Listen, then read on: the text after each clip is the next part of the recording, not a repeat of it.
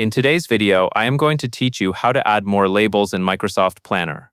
Labels are a simple way to categorize and filter tasks, especially when your plan starts to grow. In Microsoft Planner, each plan can use up to 25 different colored labels. You can also rename each label, so the color actually represents something meaningful for your team, like priority, department, or status. To begin, go into Microsoft Planner and open the plan you want to work with. In this example, you will start by going to the plan called Project Management. Once you are on the plan, switch your view by clicking on Grid.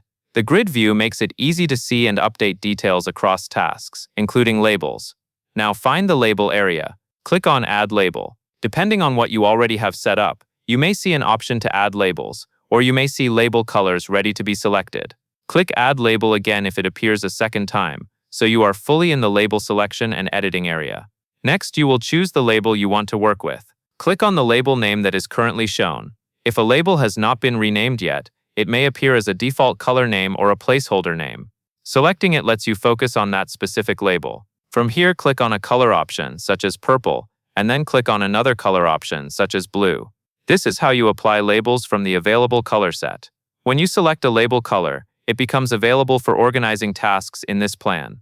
As you build out your labeling system, try to keep color meanings consistent so your labels stay easy to understand at a glance. After that, click on Highlight. This confirms the label selection you have made and helps you visually identify the label on your tasks in the grid. When you are finished, you can navigate away by clicking on My Plans to return to your planner overview and continue working in other plans. That covers everything you need to know, and that is all there is to it.